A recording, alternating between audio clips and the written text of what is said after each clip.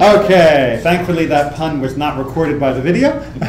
Let's get the show on the road. So we're going to start off by doing a little bit of brainstorming. If you were looking for an ideal mate, an ideal partner, a spouse, not your own, but if you were offering advice to someone who was looking for that special person, what would you tell them to look for?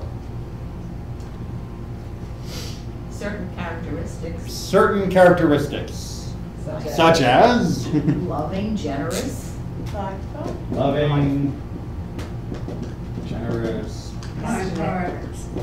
thoughtful, sense of humor.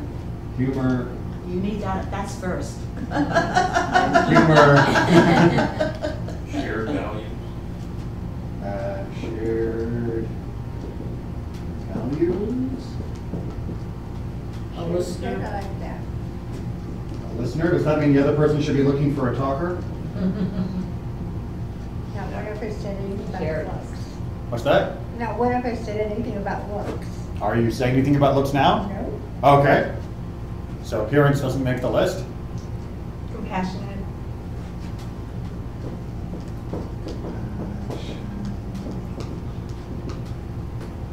Kind. Smart. That's very good. Thank you for these easy words to spell. Good speller is not on the list, which is good. Committed. You want to see that they're committed to at least something, you know, so that you know they'll make a commitment Honest? to you. Somebody who flights around, you might think, flights with me today, that's what we are.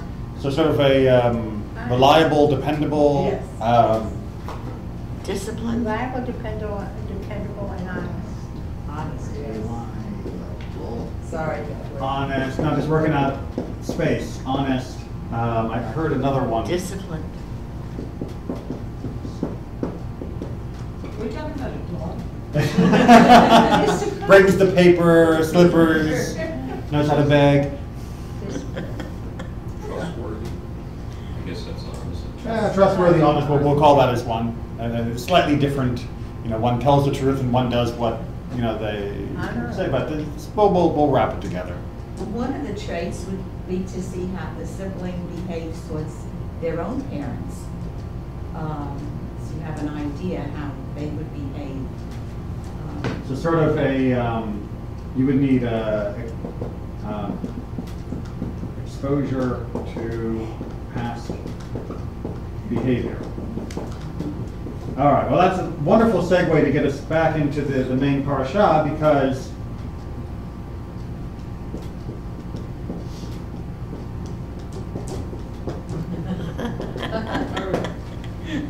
does that mean we can have love at first sight? If this is what we're looking for a partner, for a spouse. No, looks would be the first thing that somebody would be attracted to. Because having not known the person, how do they know how they're going to be? But they're attracted to good looks. But yet we have an example from a few parshiot ago of not love at first sight, but ascertaining suitability at first sight. Remember our test of the camels in the watering? Yes. Right? When the servant of Abraham went to find a bride, and he said, God, let it be that when I ask for water, that she'll water the camels as well. And lo and behold, Rivka does exactly that. That is not exactly love at first sight because of appearance. We're not talking about the how she looked, but would be love or suitability, since the servant wasn't actually marrying her himself, but a suitability test that was of an immediate type, that it was more than that. Although in that particular case, because it was the answer to a prayer, one might also argue that it was a miraculous sign which corroborated everything else despite any lack of evidence at the moment. So what do we do with this week's parasha? Because we've got an immediate love connection. Let's read about it. Let's put it into our rubric and see whether we've got a match. And then let's talk about the consequences and in general what Judaism thinks about the the matching process, or one small slice of what Judaism thinks about it, since if we were to cover everything, it would take a lifetime. All right, so we're going to start actually with chapter 29, even though Vayetzei begins with the middle of chapter 28. We're going to pick up on page 169, Genesis 29, verse 1. Remember, Jacob has had to leave home, and the excuse that was given for why he was leaving wasn't he didn't want to be murdered by his brother, but he wanted to go find a bride, and he didn't want to pick from among the Canaanite women because that just isn't what his family does. So, volunteer to read. We're going to have Jacob and Rachel and Leah and all that comes with it. Anyone really want to? I love this. And it's your bat mitzvah portion, so it's only fair. Right. Jacob resumed his journey and came to the land of the Easterners. There before his eyes was a well in the open. 3 flocks of sheep were lying there beside it, for the flocks were watered from that well. The stone on the mouth of the well was large. When all the flocks were gathered there, the stone would be rolled from the mouth of the well and the sheep watered. Then the stone would be put back in its place on the mouth of the well. All right, water conservation and water supply protection. But we're at the well. An attentive listener is going ding, ding, ding, ding, ding. We're back at the well. That's just where his mother met the servant who brought her to his father. It's not quite the same as where his mom met dad, but it's close. So you would be thinking we're going to see a replay of this opportunity to meet. Right? We're at the well, young man, fresh in, from travels. This is setting it up for romance. Jacob said to them, "My friends, where are you from?" And they said, "We are from Haran."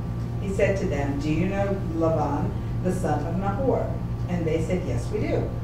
He continued, "Is he well?" They answered, "Yes, he is, and there is his daughter Rachel coming with the flock." He said, "It is still broad daylight, too early to round up the animals, water the flock, and take them to pasture." But they said, "We cannot until all the flocks are rounded up. Then the stone is rolled off the mouth of the well, and we water the sheep." While he was still speaking with them, Rachel came with her father's flock, for she was a shepherdess.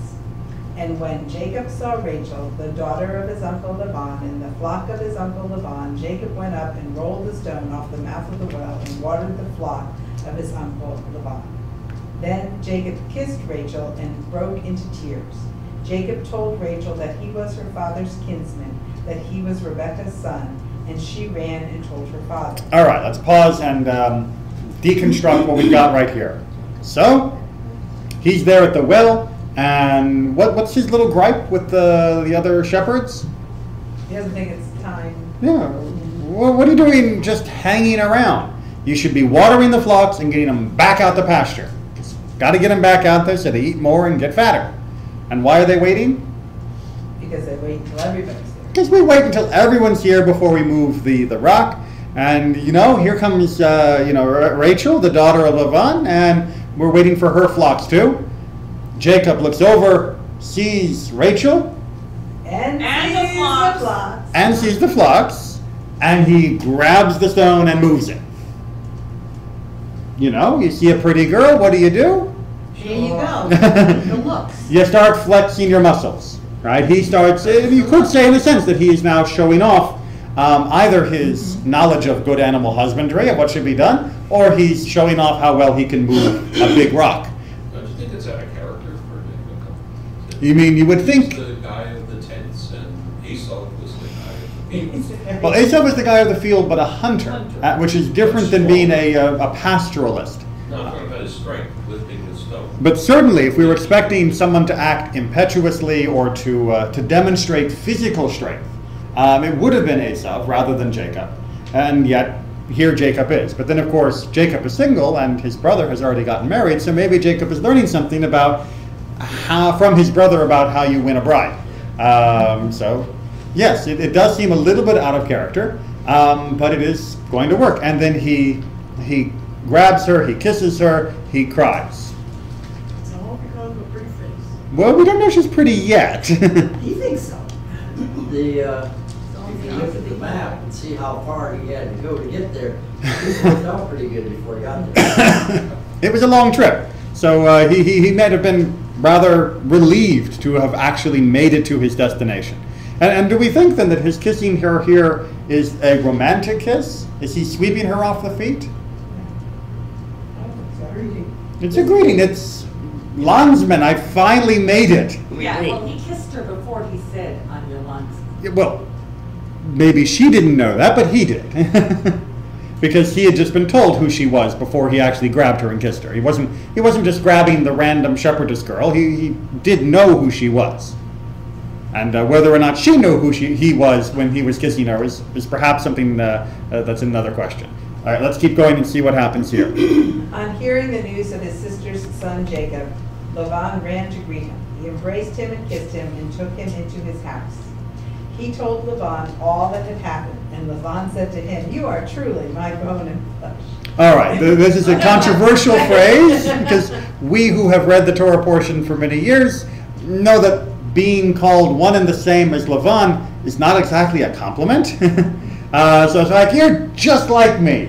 Gee, thanks. It's not entirely sure I like that, but so this could just be Lavan acknowledging that he is indeed from the same family, that he gave all the right names, gave all the right signs, gave all the right stories, and that this guy who shows up out of nowhere and penniless is not just some beggar pretending to be part of the family, but is indeed part of the family. That's the most kind interpretation of this verse. On the other hand, if he's explaining about how he cheated his brother and all of that, then Lavan may be saying, "Hey, we're two of a kind. I'm that kind of double-dealing, treacherous cad myself. Well, welcome, kindred spirit." I think it's more likely that in context it was meant to be the first one, that it was simply saying that he was acknowledging his claim as being part of the family. Make sense? Okay. Keep going. When he had stayed with him a month's time, Laban said to Jacob, "Just because you're a kinsman, should you serve me for nothing? Tell me, what shall your wages be?" Now Laban had 2 daughters. The name of the older one was Leah, and the name of the younger was Rachel. Leah had weak eyes, Rachel was shapely and beautiful. Jacob loved Rachel, so he answered, "I will serve you 7 years for your younger daughter Rachel." Laban said, "Better that I give her to you than that I should give her to an outsider. Stay with me." So Jacob served 7 years for Rachel, and they seemed to him but a few days because of his love for her. All right, so why does Jacob pick Rachel? Because she's pretty. Because she's pretty? She's shapely and beautiful. It does say that she is shapely and beautiful. What's it say about Leah? Weak eyes. Rakot, which could be weak eyes, could be soft eyes. It's not a term that is unambiguous. But Tenderness and sensitivity. it could mean just simply that she was tender and sensitive. The Midrash says that Leah was supposed to marry Esau, and Rachel was supposed to marry Jacob, eldest to eldest, youngest to youngest. And when Leah found out about this and found out what Esau was like, that she basically cried herself into an eye condition. Because if that's the guy she's supposed to marry, gah.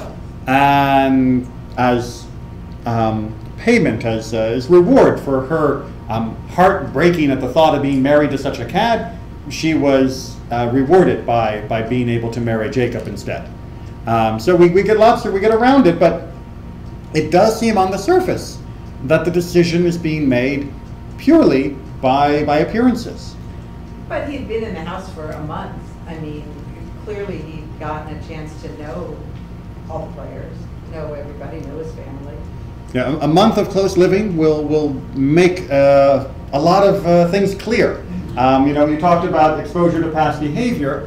Well, yes, we might want a few years worth of time, but you can get an awful lot of this in a month when you're living in the same tent or in the same cluster of tents as a family and working together day in, day out. It wasn't like he went off to the office and then came back, 12 hours later, what with the commute and the camels getting caught in the traffic and such. It was a more intimate exposure to Lavan and his daughter, so presumably all of this could have been given. And yet, it still lends itself, doesn't it, the text, to think that the decision is being made primarily physically? This translation says she had lovely eyes. That's what it says, and had lovely eyes? Is that the translator's euphemism for she had a great personality? I don't know, could be, I don't know. She had a great personality, whereas her sister was the pretty one. What's that? That's even worse. Back to this first kiss at the well. If, with this being a lady, was it customary for the gentleman to grab the women and kiss them, or just the men? Well, it's interesting because there was a second kiss at the well. Who was the second kiss at the well? Lavan. Yeah. Now, did we assume that he was being romantic towards Lavan? No. So it does seem to be most likely that the kiss at the well was purely a relative type kiss. It's cousin. I've made it finally. Falling, hugging her, kissing her. Yum yum yeah. I finally got it here.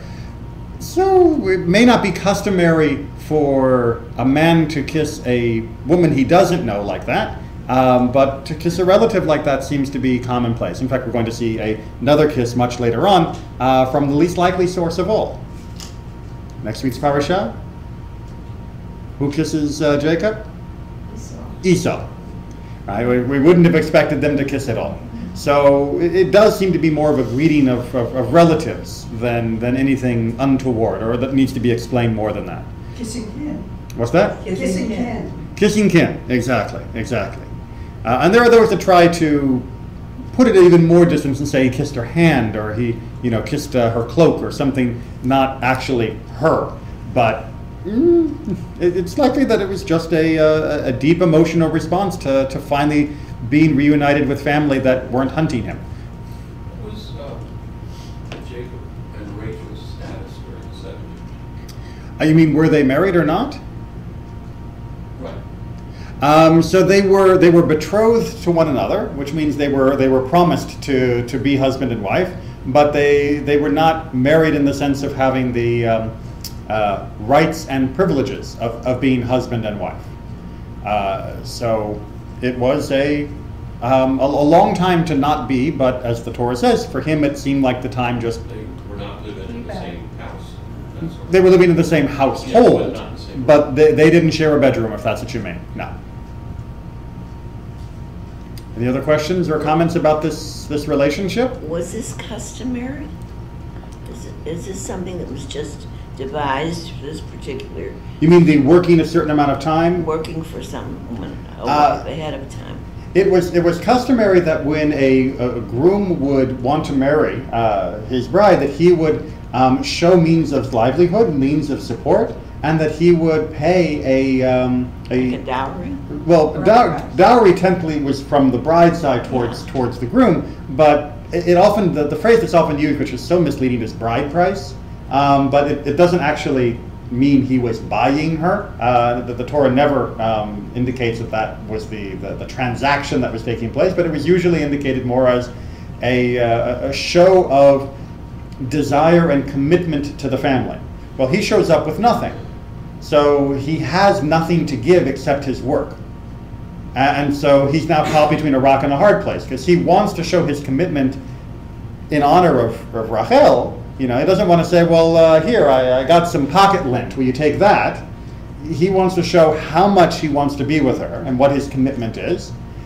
But by doing so, it means delaying the actual ability to be with her, to be married. So he's caught between a rock and a hard place. All he's got is his time, and time is the one thing he doesn't want to come between him and her. But in the end, he does what I think would be argued from the Torah's Peshat. The plain meaning was the right thing, which is put a large amount of time as a sign of how much he valued her, and then wait, and then he's rewarded by having the years fly by. Does that make sense? But it would have been much easier if he just had, brought some cash. It would have been much easier for him to have married her. Now, we're not going to read, but I just want to make a quick summary because we're going to skip to another section. He marries Rachel ostensibly after the 7 years. Who does he end up marrying by mistake? Leah. Famously, he ends up in the morning waking up next to Leah. There's a whole nother class about that, which we're not going to go into, of how the swap was made. But what then happens after that?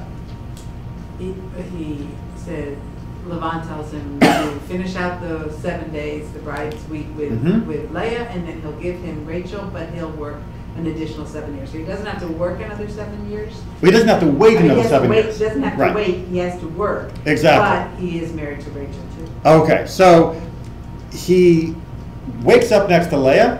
He goes to Laban and says, "What gives?" And exactly as Kathy says, Laban says, "Yeah, well, you know, around here, the eldest always gets married first. Sorry, didn't we mention that?" And You've been here for 7 years, you never noticed? yeah, you've been here for 7 years. You don't know our customs yet? You know, it went by so fast he couldn't notice. And so therefore, wait out the week of celebration. The wedding celebrations were a week long worth of party worth, and still are traditionally to this day. And then you can marry Rachel and be indentured for another 7 years worth of work. So in the end, he works 14 years for Rachel, but he gets her in the middle. He gets her at the end of 7 years plus 1 week. How long did he work for Leah? He didn't. Nothing. He didn't.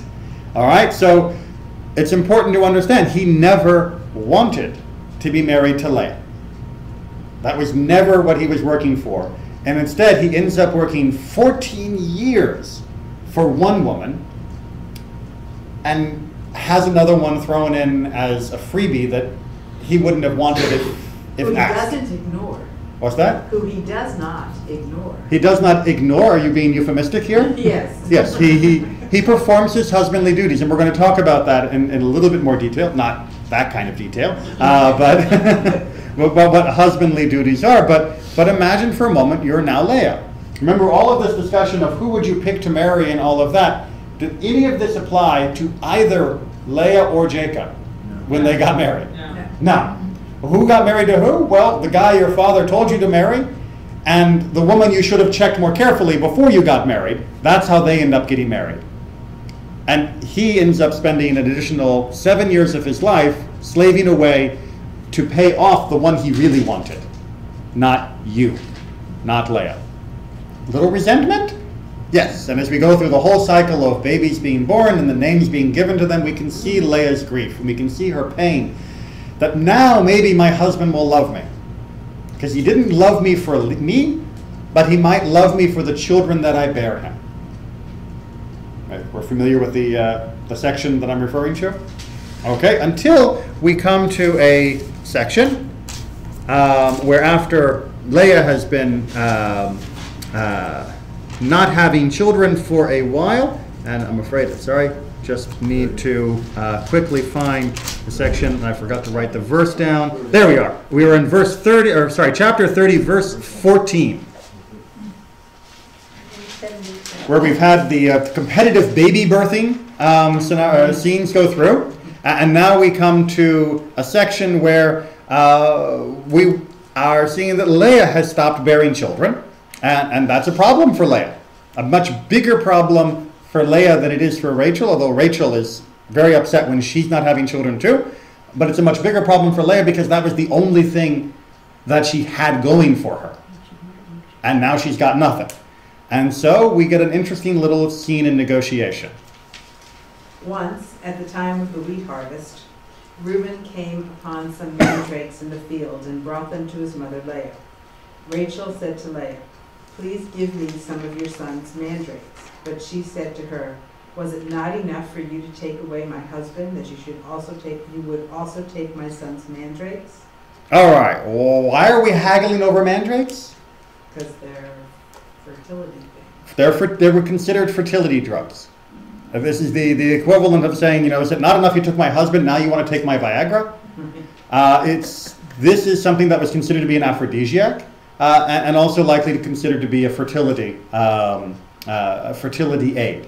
So Leah, who has now become barren, her son Reuben finds these mandrakes, which will be good for his mom, because with them perhaps she will become able to have children again. But Rachel would like them instead, because Rachel, obviously, as we know, has had problems of her own with the whole fertility thing. So, a deal is struck. Yeah, Rachel replied, "I promise. He shall lie with you tonight in return for your son's mandrakes. All right, so what's the deal? I get the mandrakes, you get to sleep with Jacob. I get the mandrakes, I get the medicine, I get the aphrodisiac, I get the fertility aid, which, as we see eventually, does seem to have worked because she is, or her kindness works, and that's what also might be argued is what happens, because now she'll give birth to Joseph. Rachel will. And Leah gets Jacob, which implies that she hadn't been. Keep reading, as we'll see. When Jacob came home from the field in the evening, Leah went out to meet him and said, "You are to sleep with me, for I have hired you with my son's mandrakes." Really romantic. And he lay with her that night. And he's so discerning. and she gets she gets another boy, right? And Dinah as a bonus. And bore him a fifth son. Exactly, which is Zebulun, or no, that's Issachar rather, and then she goes again for Zebulun, and then she has Dinah as well, and then she's done. At least as far as the names that we get in the Tanakh.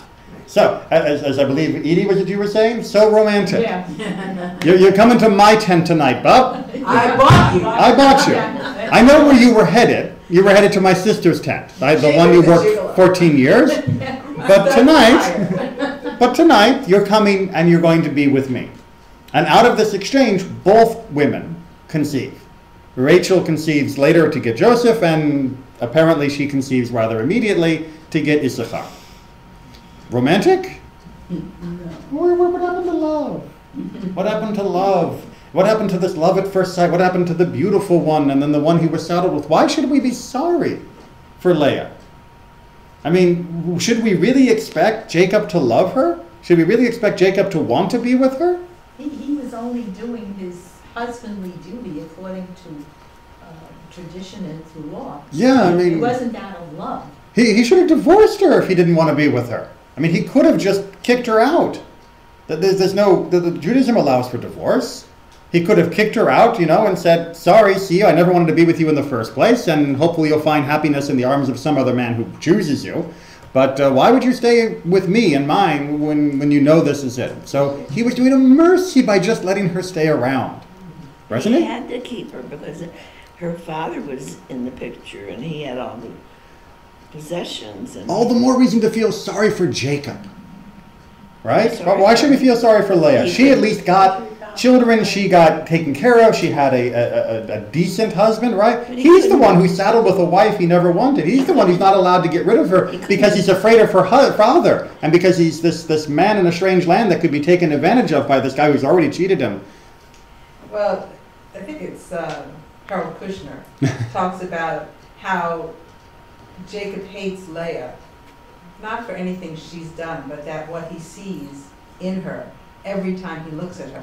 And he's confronted with what he has done to Esau. Mm. That looking at Leah just is a constant reminder Of treachery, of the of treachery. duplicity, and of And- cheating. And so rather than hate himself, he just, Now, we often find it easier to hate others than ourselves. That's very true. But would it have been, is it so wrong to just say, look, he fancied Rachel?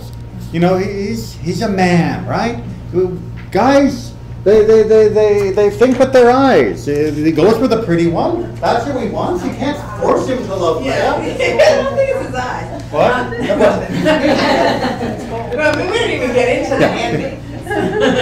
Well, the handmaidens was a whole other side, and those were not his idea. Right. Okay, he didn't say, "Oh, I fancy your handmaiden. Why don't you send her tonight?" Let's make sure that whatever difficulties we may have with his behavior, that's not one of them.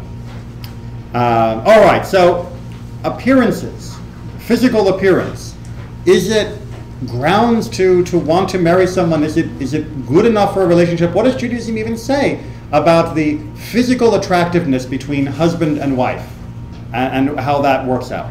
Well, let's take a look at a few commentaries beginning on this parasha, and then we'll see traveling a bit more widely. Who'd like to start us off with Ibn Caspi from Provence in the 1200s? You don't have to speak with a French accent. Come on, someone please volunteer. Okay. Thank you, Edie. The appearances of the women followed by the description of Jacob's love for Rachel are linked. Nevertheless, it is greatly astonishing from our perspective and from that of every pious person how Yaakov Avinu was choosing pretty girls. All right. I mean, let's be honest. When we say the Amidah, the first blessing of the Amidah, when we say the Avot, right? It's Elohei Avraham, Elohei Yitzchak, Elohei Yaakov, right? The God of Abraham, the God of Isaac, the God of Jacob. We are holding this man up as being one of the three patriarchs upon which our entire faith was founded, out of which flowed the 12 tribes. I mean, this guy is choosing his companion for life, the person that is going to found the next generation of people devoted to God based on how cute she looked at the well. Even Gatsby's incredulous. I mean, he says he kind of has to sort of admit that because of the way the verses play out. Because it talks about the description of Leah and Rachel, and then it says immediately in the next verse that he loved Rachel, there does kind of seem to be some connection. That the way the Torah structures the tale, that the appearance seemed to matter. And yet it just seems inconceivable that was what Yaakov Avinu, our father Jacob, would do for picking his bride. Well, let's see how we try to salvage it. Yaakov did not choose the older one because her eyes were tender and dripping tears, and this is some type of disease. And he chose the younger one so that the children he would have from her would be stronger and more complete, and added to this that she, Rachel, was very attractive. All right, so Robach gives two reasons. It looks like one, but there's actually two reasons here. Right? The first reason is when he was judging their merits as childbearing material, there was one who was a little more, spotty, diseased looking, and there was another that had a much finer, stronger, healthy appearance. Well, if you were picking one to bear your children, which would you pick? Right? If you were going to go to the market to buy a new, cow to breed with your bull, do you pick the one that has the weepy, runny eyes and spots and scabby, or do you pick the nice, fine heifer? Of course, you pick the fine heifer, right? Now, anyone offended by this analogy? But it also didn't prove true. But it also didn't prove true. So there's this extra part to what Ralbag is saying here. He was about 100 years after Ibn Kaspi, that it would seem to be that Jacob might have been choosing not just because he thought they were pretty, but was making a practical decision, which is which one will be able to withstand the rigors of childbirth, which one is likely to be able to help to build up my family, which is not an unreasonable consideration to make 3,000 years ago, when childbirth was the most dangerous human activity around, apart from war. And in many ways, childbirth was more dangerous than war. Since war was easier to decide whether you went or not, childbirth was kind of a given. So picking somebody that looked like they could survive childbirth or be stronger to go through childbirth is not necessarily as shallow as it might seem. That can just be a practical consideration. But I believe that Ralbag is also very subtly also trying to point out, but looks can be deceiving.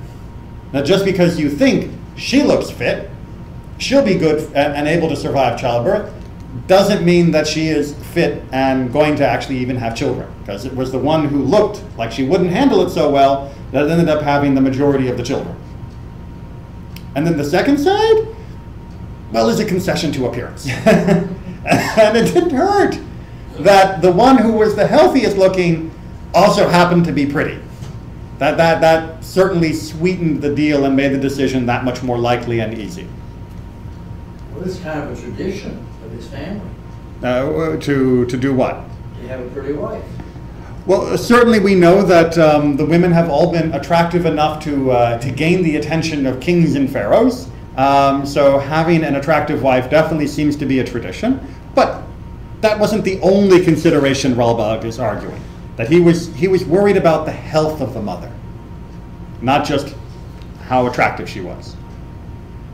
Anyone going, yes, Ralbag got it, we understand it now, we can move on? No? No, we still think it was pretty much appearances? Yeah? No? All right, well, is appearances really that bad? I mean, not, is it bad that, you have an attractive wife, but I mean, couldn't that be a reasonable reason? Let's hear from the Talmud. From one opinion in the Talmud, I should point out. A lovely wife, happy is her husband. The number of his days is doubled. So Yevamot says, hey, if you can get a pretty wife, get a pretty wife. It will make your days seem twice as good. There's a song there? There's a song like that. If you can get Some show. if you can get a pretty wife.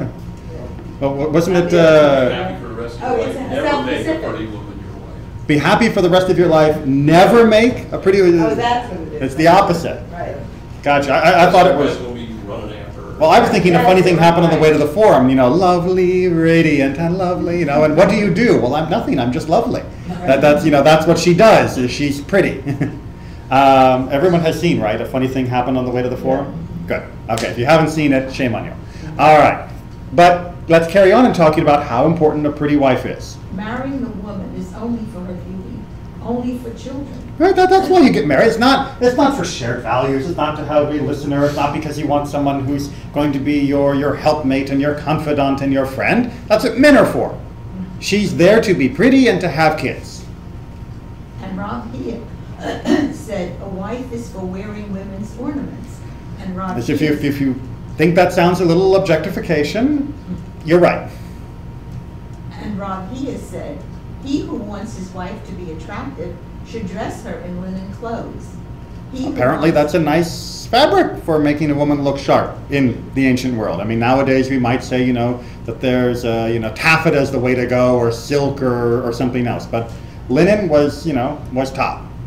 He who wants his daughter to have a bright skin should feed her young chicken and give her plenty of milk to drink as she comes toward her first period. Right, as puberty is beginning or coming close, you should be feeding her things that will help make her skin and her body develop in a beautiful fashion. Good advice. And by the way, you don't actually feed those at the same time, of course. that wouldn't be kosher. Like 6 hours after. Exactly. Onward, one more. He was tormented by his wife. Now, this is from a different section of Talmud, but I thought the juxtaposition was striking. So Rav Chia gives all this advice about, your wife is just there to be pretty and to have kids, and, a woman is just there so you can dress her pretty, and you want to make your daughters look pretty. And what relationship did he have with his wife? Woof. Yeah, woof. Henpecked is the term. Still, when he found something nice, he wrapped it in his scarf and brought it to her. Said, Even though, in the opinion of the text, she was a shrew and it was terrible, when he found something nice, he thought of her and he would bring it to her. What's that? A peace offering. A peace offering, or perhaps fulfilling his adage that, she's there to look beautiful, so if I find something that'll look good on her, I'll bring it to her to help decorate her like a tree. It's, and that may have been some of the underlying stress in the relationship. If every time he showed up, it was like, look, I bought you some more lingerie. Like, you didn't buy me lingerie, you bought yourself lingerie that you wanted me to wear. which is also, isn't the man, when he's out in public with his wife, like, I made this possible, looking at his, showing A off little his wife. showboating of... Yeah, showing off. Well, yes, there is certainly that notion, but Judaism really does frown on too much display of both male or female beauty in public. That the beauty of the spouse is meant to be most reserved for the spouse. That, yes, it's not wrong for a woman or a man to be seen in public and to be attractive. You don't have to wear a sack on your head. But the ultimate expression of one's beauty, the highest level of one's beauty, should be reserved for the spouse. Yeah, I know, but there is that. But there is still a little bit of arm candy Yeah. mentality. Yes. Said to him, Rob, yea, but she's always pecking away at you. That's actually a yeah. Oh, But yeah. you gave it a little bit more class than it needed. Yeah. But she's always pecking. Why are you doing something nice for her when she's always pecking at you and she's being such a shrew? He said to him, it's enough for us that they raise our children and save us from sin. She doesn't have to be nice. She just has to have babies and save us from sin. How is she saving us from sin? By going out with, keeping them from going out with other, Exactly. Because if you got a pretty girl at home, you're not going to be following pretty girls when you're out. You know? That's what you need in a wife. You need a pretty wife because that way you're not going to be tempted to go after someone else's wife. I don't see a lot of happy looks around the room. This advice seems a little spurious. But wait a minute. I mean, is it not true that a good romantic and intimate relationship between husband and wife is rather important for at least a considerable time, if not the entire length of a marriage? Sure, it's important. I mean- How many men, there are many men out there that even with their beautiful wives and everything is still looking. Still looking and Acting And on still it. doing. and still doing, yes. And not some don't just look; they Yeah, also but there's they also no touch. more than Um, touching. There's looking and touching. and some do, despite having a proper relation, as they say, a proper level of intimacy at home, and some do perhaps because they don't feel that there's a proper degree of intimacy and of passion at home. But there definitely should be some relationship. But now let's see, is this all a wife is for then, according to the Talmud? Is a wife just there to make children and look good? No. There are other opinions in the Talmud that say you've got to do more with the wife than just that. And if you think that that's going to be having candlelit dinners, think again. These are the kinds of labor which a woman performs for her husband. She grinds flour, bakes bread, does laundry, prepares meals, gives suck to her child, makes the bed, works in wool. Makes the bed, by the way, is a euphemism. This is not talking about putting the sheets on the bed. It's about what you do together in the bed. I wonder if she has any energy left with all these. And we're going to talk about his energy, by the way, in that capacity in just a minute, but don't turn the page over yet. So there's this notion that because of the way the societal economy was constructed in the ancient world, that a woman was expected to perform certain labors at home. That was part of her job. This Victorian notion that a woman would be at home and have no work to do and be kept on a pedestal was completely foreign to the ancient world. And she would work. And this is the work that she was expected to do, and the work for which her husband could drag her to court if necessary if she refused to perform. These were the legal obligations that she had towards the household. Okay, we understand the parameters here? Okay. However, she can get out of some of this. If she brought with her a single slave girl, she does not grind, bake bread, or do laundry. All right, if she comes as part of her dowry in the English term, if she comes with part of her wealth with an attendant slave, then she does not have to do these three labors. Even though it's her obligation to do them, the slave can do them for her. Keep going. If she brought two, she does not prepare meals and does not feed her child. Right, you have a wet nurse that takes care of feeding the child. If she brought three, she does not make the bed for him and does not work in wool. That's a little bit more questionable of exactly what's being used here. Keep going. If she brought four, she sits on a throne. Right, all of her work can be done for her. Yeah, she plays bridge all day and mahjong. Bridge and mahjong, the equivalent of a throne, exactly. However, there are those who disagree with that opinion. Rabbi Eliezer says, even if she brought him 100 slave girls, he forces her to work in wool, or idleness leads to unchastity. Right, so he says, no, I don't care whether she's got an army of servants that are with her. She has to do some work. Because if she gets just sitting around doing nothing, she's going to invent something to do, and that something to do is possibly going to be unchaste. We get the drift? Yeah. Right? Yep. Okay. However, Rabban Shimon ben Gamliel has a slightly different opinion. Rabbi Shimon ben Gamliel says also, he who prohibits his wife by a vow from performing any labor puts her away and pays off her marriage contract, for idleness leads to boredom. Now, puts her away means divorces her and pays the ketubah.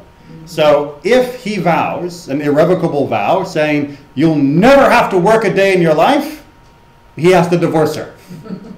Why? Because if his choice, not her choice or her army of servants, but it's his choice to prevent her from doing any work, means she'll get bored.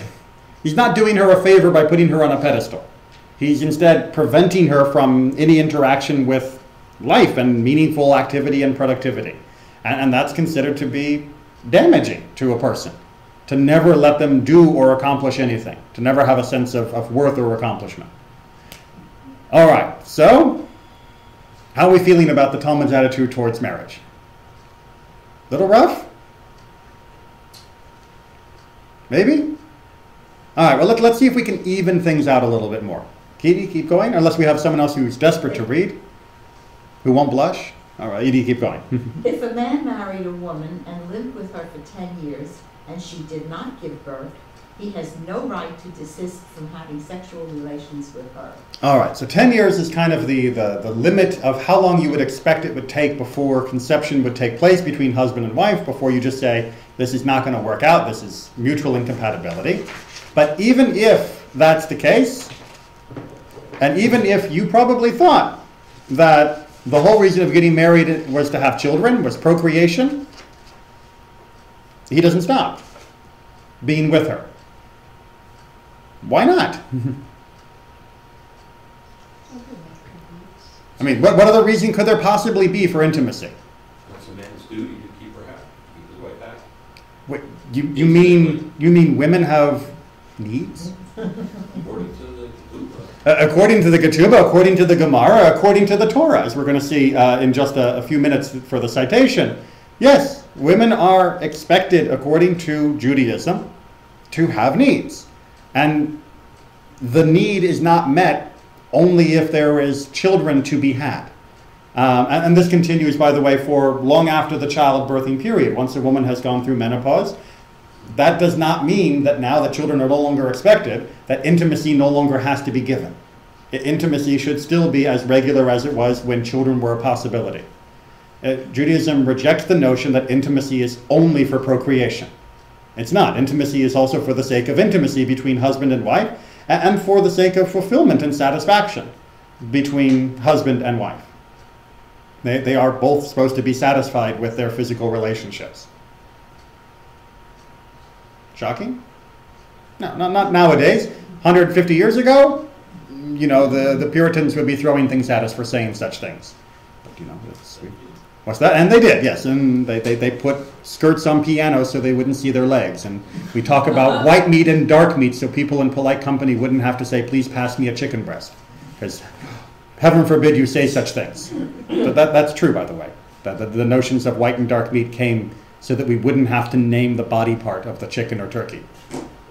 Because it wasn't polite. What kind of person says thigh around the dinner table? I mean, thigh. Oh, it's just, yeah. It's a filthy, filthy word. Yeah. Okay, well, these were the Victorians and the Puritans, not our people. Our people had a lot more sense. Okay, onward. The sexual duty of which the Torah speaks, those without work, of independent means. I.e., if you're a rich and wealthy man and don't have to actually lift a finger to earn a livelihood. Every day, workers Now that means he needs to be available for his wife daily. Yes. If she wants intimacy daily, he can't say, I'm sorry, dear, I'm tired. Because he doesn't work. And so he has no excuse for not being available to satisfy her physical needs. Workers twice a week. If you're a regular type of worker, you have to at least be able to say yes to your wife twice a week when she asks. Ask drivers once a week. Because they are like the inter-town drivers. It'd be the equivalent of saying, you know, I live in Orlando, but I work in Tampa. If you have that far to go for your work, back and forth, it's considered more exhausting. And so, you know, once a week is all we can really expect of you. Camel drivers once in 30 days. Those are more like, you know, I work in, Savannah, and I live in Orlando. I'm going to be gone for a week at a time or 2 weeks at a time. You know, you only have to be able to say yes to your wife every month. Once in 6 months. If you're a sailor remember, sailor back then, you're talking about gone for, you know, months and months at a time. but at least be home every 6 months to be able to say yes to your wife. The disciples of sages once a week on Friday night. And if you're a Talmid Chacham, if you are a student and that is your primary mode of living, then once a week, and it should be preferably Friday night. There's a book, What Does Judaism Say About? And a lot of this is addressed in there. Absolutely. So whose need is paramount in this Mishnah? Hers. Hers. And in fact, the Mishnah and the Halakha goes on very clearly to say, and if someone is a donkey driver and he wants to become a camel driver, he has to get her permission, because it's changing the frequency with which he will be available. And that was not something she necessarily signed up for when they got married. You know, she did not sign up to have a long distance relationship with someone she would see every 6 months. That she signed up for someone who worked the donkey circuit and he would be home every week. And if you're going to change that bargain, then we have to make sure that all the parties are agreeable to that. So I know that on the first page, it looked an awful lot like the Talmud was objectifying women and treating them as just objects of either attractiveness or childbearing. But there is also a very real concern for the needs of women as well. In fact, often more explicitly than much of our modern Western society is willing to either admit or talk about as far as what women actually need. We have a very, shall we say, ambivalent reaction towards women's desires within the West. On the one hand, it seems to titillate people, and on the other hand, it seems to offend them. You just have to look at, what was it, Miley, what's-her-face? Cyrus, thank you. I mean, a horrible display, but the reaction to it ran a whole gamut because we have not made up our mind of whether or not even the idea that a woman would be interested in that kind of thing, of whether that's considered good or bad. Obviously, she was way over the top of what it was, but the reactions you saw, I think, were reflecting a very deep uncertainty of what we think women should or shouldn't want, that the Talmud is much more explicit about. That women do want intimacy, and there's nothing wrong with that.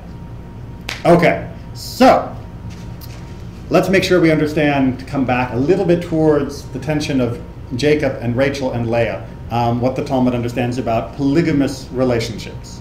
Edie, you still up for it? Yeah, Okay. unless somebody else wants. This is what the generation of the flood would do.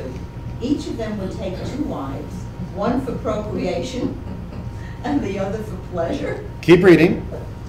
The one reserved for procreation would sit like a widow while he gave it a root drink to the other to make her sterile, and she would sit beside him dressed like a whore. Yeah. So Okay. I've got the wife to make babies, and I've got the wife that I actually like being with intimately. And I'll visit this one as infrequently as possible in order to get children born from her. And remember, we're talking in the ancient world, no other generic forms of contraception except for the rhythm method, right? So she would get pregnant. 9 months, he would not be with her because she's pregnant, so what's the point? When she's given birth, for the first year or 2, he would not be with her because she was still weaning the first child. Then he would come and visit, get her pregnant again, and then at least another 2 to 3 years without being with her again. That's what they mean by her sitting like a widow. Is he would visit her for intimacy once every 2 to 3 years as needed. And that's no way to live, says our tradition. That it's not right to treat a woman like that, to only be with her 2 or 3 times out of a year and just use her as breeding stock is entirely inappropriate. And for behavior such as that, together with the second half of the Midrash, is why the world was destroyed. And the second half of the Midrash was, he took this other woman, sterilized her, because he didn't want her to get pregnant and didn't want her to ruin her figure or do anything like that, and just used her as a object of pleasure and dressed her accordingly. So when it talked about women being objects to be ornamented, and now it's talking about dressing as a whore, it's trying, I hope, to draw our attention that there is a distinction, that it's okay to make and to encourage someone to be as attractive as they can be, but there's a limit beyond which you're now treating them truly as an object, where the only thing that you're using them for is your own gratification. So the two are distinct, even though it could be easily misinterpreted if we were being unkind to our reading of the text. Do we see that? Maybe? Yes? No? Are we all embarrassed? No? I think there's much indication in the story of David and Bathsheba that Uriah was keeping Bathsheba as a trophy wife. Okay, I hadn't heard that particular explanation. What would be the, I mean, he refused to go and be with her and when he came home from the battlefront, which... Well, he was out in battle, and of course, according to Jewish law, you're supposed to get pregnant before you go out to war. Give or take whatever your king allows you to do, yes. Yeah. I mean, when Well, you're... he was a Hittite, he wasn't an Israelite, so he wasn't subject to. Well, that's maybe we can discuss this in more detail, because Uriah the Hittite, as being a Hittite, is not necessarily accepted by all the commentators. That many say that no, he was either like a Hittite, or he was from the region of the Hittites, or for other reasons that he had that name, not because he was necessarily actually a Hittite. But he kept her in a nice house. She was right next to the palace. Yeah, she lived in a good part of town. Just needed a higher fence around the. That would have avoided a few problems. So he didn't want to get her pregnant. We can argue that, but in that particular case where he didn't want her to get her pregnant, is he didn't want to provide cover in the days before paternity tests of who the father of the child might be. That if she was pregnant while he was away, and he could categorically say that he had not been with her, then they couldn't say, well, hey, he popped home for that visit, so I'm sure the child must be his. That may have been the reason why he refused to go with her when David called him home. He saw through the ploy of what was being done. But we can talk about David and Bathsheba in much more detail another time, because it's a very complicated story and very nuanced, for good and bad on all sides. But right now, let's get back to what it means to be attracted to someone physically, what Judaism's view is about that, whether we're going to really be upset with Jacob or not, or whether or not there is some way to salvage both his behavior and also to give guidance to our own. Last set of texts. Rabbi Yehuda Hanasi went on to take up the marriage preparations for his. They contracted that the son would spend 12 years in the academy. They brought the girl by him. He said to them, let it be 6 years. They brought the girl past him again. He said, I'd rather marry her now. Then I'll go. He was embarrassed before his father. He said to him, my son, you have the very mind of the one who created you, for it is written first, you bring them in and plant them, and let them make me a sanctuary that I may dwell among them. All right, so in very soft language, what's happening here?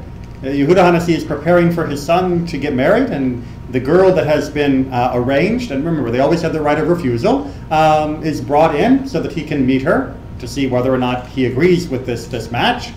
And the original plan was, we'll get the betrothal done, and then you'll go 12 years, hey, shorter than 14, and then you can come back and get married. And the boy sees her and says, yeah, about 6 years. Yeah. And then she comes back in again, and he says, actually, what are you doing a half an hour from now? Implying he liked her. He was physically attracted to her. I mean, you can't say that he was getting to know her. He was assuming that his father, during all the investigation and preparation, had chosen a girl and from a family would be able to tell what kind of person she would likely be. We are talking here about a pure physical reaction. And that's why he felt embarrassed. I can feel myself being stirred passionately towards this girl, and I think it would be better for me to be married to her now rather than go 12 years and then come back. And he was embarrassed by that attitude. And what is his father, Yehuda Hanasi, the compiler of the Mishnah's response? Is it bad boy, lecherous boy, terrible boy? It's like, yeah, that's how God made you. That's how God made all of us, is that you plant first and then you build the sanctuary, meaning you are together first and then you can go and study.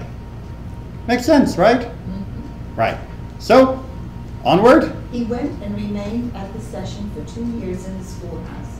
But by the time he came home, his wife went sterile. You'd think there would be a happy ending to this story, right? Well, there will be, don't worry. Said Rabbi, what should we do? Should we divorce her? People will say, this poor woman waited for him for nothing. Should he marry someone else? People will say, this is his wife, that one is his, and that one is his Lord. So he prayed for mercy for her, and she was healed. Okay. So what's the problem when he comes back and she's sterile? You know, if the purpose of marriage is procreation, then you don't want a sterile wife, because then you're not going to have kids. And remember, the mitzvah to be fruitful and multiply in traditional law is incumbent upon the man, not upon the woman. So if his wife is sterile, he cannot perform the mitzvah of having children. And he needs to do that mitzvah. So there's two options. You can get rid of her, right? But if you get rid of her, people are going to say, the poor girl. She got married, she waited for 2 years, and she was not sterile during that time. If she had been married to someone else who hadn't gone off, she could have had a family. She could have been happy with someone else. What a shame. You don't want that. On the other hand, if you marry someone else who is not sterile, then, you know, she's for procreation, and the other one, the one who is now sterile, is here just for entertainment, and is just being kept because the guy was so amorous about her. Remember, this is the same woman that he said, what are you doing later this afternoon? So you don't want that to be the attitude. So they prayed, and thank God, mercy was shown, and the girl returned to fertility, and all was good. But think now for the whole story of Jacob, Rachel, and Leah. Because at the beginning of the story, who is sterile? Rachel. So think for a moment, because we've been focusing very much on Jacob and Leah, think for a moment about Rachel's frustration. Because Rachel was the one he worked 14 years for. Rachel was the one that he wanted. Rachel was the one that he liked the looks of. And she can't have kids. What does that make her in this arrangement if the second one is popping out babies? It makes her the concubine. It means that people are looking at this relationship saying, oh yeah, Jacob, he's got the one that makes babies and the one that's arm candy. And imagine if you're Rachel and you've now been turned into arm candy by a fluke of fertility. And that's the way your community is going to view her. So when she approaches her husband furious that he's not giving her babies, it's not just her anger at her infertility, it's her anger that because of her infertility and because of her sister's abundant fertility and because of the way the relationship was built and because everybody thinks that Jacob only loved her because of how she looked when he first met her, that she is living now with this feeling of having been turned into a de facto concubine. And that's no way for a person to be thought of by her community or be thought of by her husband.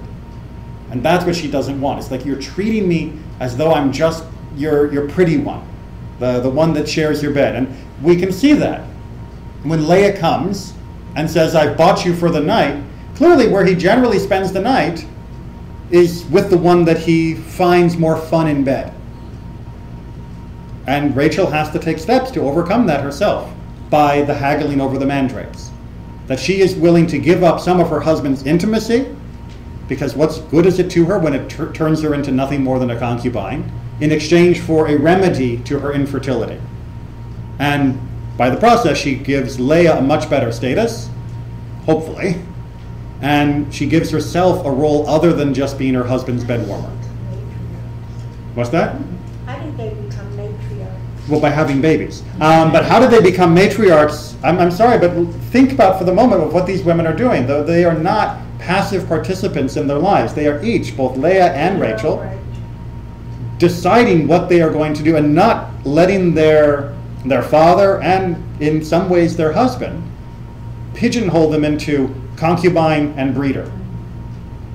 They are each trying to break across those barriers and say, that's not the way we're going to be treated. I'm not just your breeder, I'm not just your concubine, I'm not happy with either of those roles, I want to be your wife. And that means having more than just that. And I think that they are both perfect choices as role models. Are they perfect in every way? Do neither of them ever make any mistakes? Does Jacob never make any mistakes in his life? No. But are they role models, nevertheless, despite the fact that they have some flaws, despite the fact that they stumble occasionally? Absolutely. Judaism never demands perfection from our role models.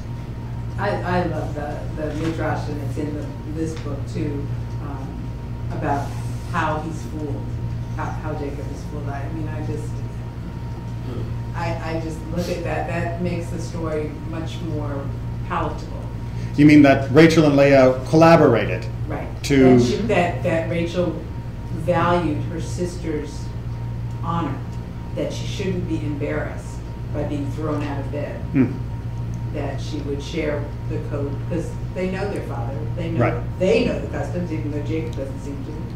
So they knew what was going to happen. I don't know if everyone knows the midrash, but let me give you the short synopsis. The short synopsis was that actually Jacob did know what Lavan was thinking, and so he went to Rachel and said, "Hey, I know your dad's cooking up something, and he's going to try and slip your sister in here instead. So you and I are going to agree on a code word, and that way, when you come in and it's dark, and I say, you know, Marco, you're going to say Polo, and I'll know it's you. And if I don't get Polo, then I'm throwing open the tent and dragging whoever your father tried to put in here outside and saying, what are you trying to pull? And that way I won't be trapped with your sister." And Rachel feels terrible about this because she knows that, yeah, you know, she loves Jacob and she doesn't want him to be, you know, harmed by her father's treachery. But think about her sister being dragged out as being, I didn't want this one, and I've exposed your lie, you're trying to foist your garbage off on me. She thinks about her sister and says, I can't go through with it. And so she tells her sister the code. So that when Jacob tests her and says Marco, or whatever the equivalent would have been, Leah gives the right response. And that way her sister is not humiliated, even though it means that she's now going to have to share the man she loves with her sister. But to protect her sisters from humiliation and from whatever the repercussions would have been in her father's sight, she goes through with it to make that work. And then with that midrash in mind, we can also then understand some of Jacob's anger at Rachel when Rachel is complaining about not having children. It's like, hey, what do you want from me? You're the one who dragged your sister into this. If you had just gone through with the plan and not told her the code word, she wouldn't be here. And we can understand a little bit more if that midrash is taken into account, both the level to which they strove and the level to which they strove with each other as a result of it. Do you think these two ladies were aware of the role that God had for them as far as the promise? I do believe that they would have been told about the covenant and they would have been made perfectly aware of this notion that there was a land that they were meant to return to. Otherwise, why follow Jacob off into the wild blue yonder at the end of the parashah where he picks up the flocks and leaves? Did they understand the 3,000 years of history to come? Maybe not quite that far.